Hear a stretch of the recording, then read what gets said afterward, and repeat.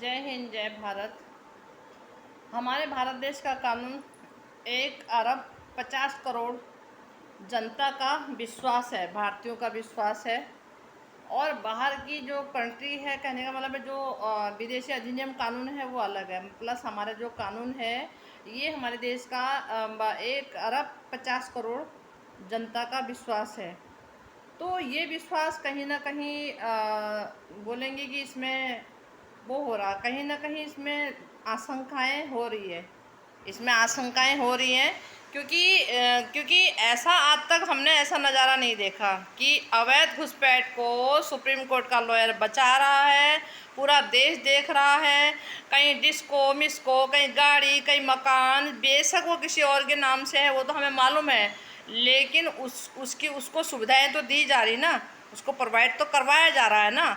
उसको वही तो उसमें बैठ रही है, उस घर में वही तो रह रही है। वो तो ना तो घर नत्तरपाल के परिवार का है, ना सचिन के नाम से है, ना वो सीमा हैदर के नाम से है, वो तो हमें मालूम है। उसके नाम से तो भारत में तो फ़ोन का वो मोबाइल का सिम कार्ड नहीं ले सकती वो तो हम भली भांति जानते हैं। घुसपैठी की तो कोई औकात नहीं है यहाँ पे जो है। तो नेत्रपाल का परिवार, मतलब मुझे ये लगता है कि इतना बड़ा ये अपराध है कि 5 लोगों को पाकिस्तान से अवैध घुसपैठ नेत्रपाल का परिवार कराता है। तो हमारे भारत देश में अब तक उस परिवार को अब तक कोई सज़ा नहीं मिली। तो फिर कहने का मतलब मैं ये समझ रही हूँ, तो किन अपराधों की सज़ा मिलती है? अगर दूसरे देश के नागरिकों को आप चोरी से अपने कानून, अपने देश के मतलब बोलेंगे कि सिस्टम से, विभागों से चोरी करके आप जो है अवैध घुसपैठ करवाते हो, उसका पूरा पूरा साथ दे रहे हो, उसको फर्जीवाड़ा उसके साथ कर रहे हो, उसको अब तक जो है कोई सज़ा नहीं मिली है। सिर्फ खाली मौका मुआयना करने के लिए 1-1.5 दिन बेल और जेल, और उसके बाद बेल, और जो खेल अब तक शुरू हुआ है वो समाप्त होने का नाम नहीं ले रहा है। तो फिर सज़ा किस बात की होती है? फिर कैसे अपराधों में सज़ा मिलती है? मुझे ये समझ नहीं आ रही।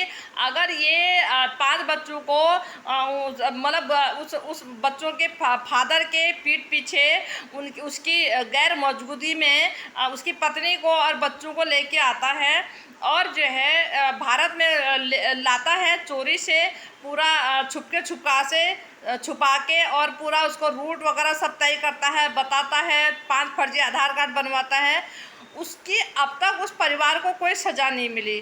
तो मुझे ये समझ नहीं आता, अगर ये अपराध नहीं है तो अपराध कैसे होते हैं? ये बड़ी समझ की बात है। अब दूसरी बात क्या है कि 2023 से मुझे लगता है कि 6 महीने इसको जब हुए थे भारत में, तो उसके तुरंत ही बाद मोमिन मलिक साहब को ये केस मिल गया था। बच्चों की जो पावर पटौनी मिली थी, और तो बच्चे की पावर पटौनी को लेके मोमिन मलिक साहब ने जो केस कोर्ट में डाला है, अब ये लगा लीजिए कि 2023 से हम उसको मानेंगे, तो 2023 से मोमिन मलिक साहब इतनी दलीलें वहाँ रख रहे हैं जज साहब के पास, न्यायाधीश के पास में। मतलब कहने का मतलब ये है कि ऐसा तो है नहीं, एक चार्जशीट के अलावा सीमा हैदर की गुनाहों की जो कॉपी है उसके अलावा मोमिन मलिक साहब के पास सीमा हैदर की टोटली सारे हर चीज़ है, हर गुनाह का मतलब उनके पास सारा रिकॉर्ड है। बच्चों का अवैध घुसपैठ का रिकॉर्ड है, सीमा हैदर का सारा अवैध घुसपैठ का रिकॉर्ड है, सिर्फ एक चार्जशीट के अलावा। तो कहने का मतलब है बेल की जो बेल इसे हुई है, जब उसको जेल हुई उसकी कॉपी है, बेल हुई उसकी कॉपी है। तो कहने का मतलब ये है कि बार बार उसी तारीख को, जब इसकी केस की तारीख होती उसी तारीख को स्ट्राइक लगना, क्या ये शक पैदा नहीं करता? क्या इससे, क्या एक बार तो चलो मानेंगे इत्तेफाक हो जाता है, क्या बार बार ऐसी उसी दिन निश्चित, जिस दिन इसकी तारीख है उसी दिन निश्चित होती है? ऐसा कोई, ये बात तो कहीं हजम नहीं होती। तो कहने का मतलब है वो न्यायाधीश भी सुन ले, ये भारत का कानून जो है, ये 1 अरब 50 करोड़ की जनता का विश्वास है।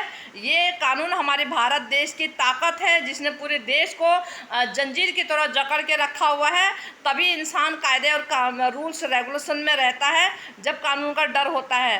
तो कहने का मतलब ये है कि कहीं ना कहीं घूम फिर के जब मोमिन मलिक साहब भी जज साहब के पास दलीलें रख रहे हैं, सारी इसकी गुनाहों की कॉपी रख रहे हैं, मतलब बहस हो रही है, सब कुछ हो रहा है। तो कहने का मतलब है अब तक जज साहब कोई निर्णय क्यों नहीं ले पा रहे? अब तक ये महिला बेलगाम क्यों है? अभी अगर बाई चांस पुलिस विभाग कोई इसकी गुनाहों की कॉपी जमा नहीं कर रही है, जो फॉरेंसिक जांच होती है वो भी 60 दिन के अंतरकाल में हो जाती है। तो अगर वो गुनाहों की कॉपी नहीं दे रहे तो जज साहब उनके पास एक ऑर्डर क्यों नहीं भेजते हैं? जज साहब न्यायाधीश की एक उनके पास क्यों नहीं जाती है जो है लेटर कि आप ये गुनाहों की कॉपी आप क्यों नहीं दे रहे? न्यायालय की तरफ से जाना चाहिए ना उनको, उन विभागों को जो है, क्यों ये इसकी कॉपी क्यों नहीं जमा की जा रही है, अब तक क्यों नहीं दी जा रही है? तो कोर्ट से तो सभी डरते हैं। तो कहने का मतलब है कहीं ना कहीं जो है शक की सुई इसमें घूम ही रही है ना। हम डायरेक्टली क्या बोलेंगे, इनडायरेक्ट हम बोलेंगे कि शक की सुई तो देखो सभी में घूम रही है, इसमें तो कोई शक नहीं है।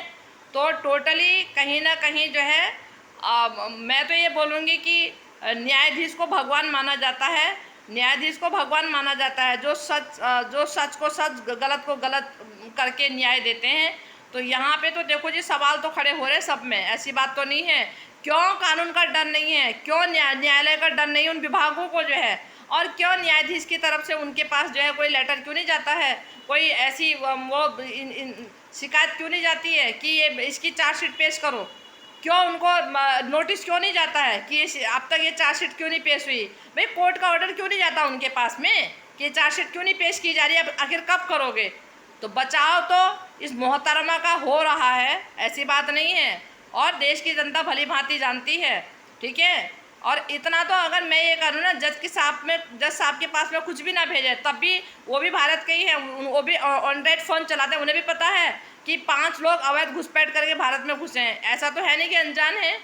और मोमिन मलिक साहब तो बराबर दलीलें लगाए रहे वहाँ पे, सारे प्रूफ दे रहे वहाँ पे जो है, तब से जो है उसी जिस दिन इसकी केस है उसी दिन जो है इस ट्रैक की का कैसे हो जा रहा है ये है? एक बार तो इत्तेफाक हो जाता, दोबारा भी ऐसे ही हो रहा है क्या? ये कोई तरीका थोड़ी है। ये कहीं ना कहीं अपराधों को जन्म देने का काम कर रहे हैं, इससे अपराध और बढ़ेंगे, अपराध कम नहीं होंगे। एक अपराध को दबाने का मतलब, एक अपराध को ढकने का मतलब है आप 1000 अपराधों को तुरंत वहीं के वहीं जन्म दे रहे हैं। जय हिंद, जय भारत।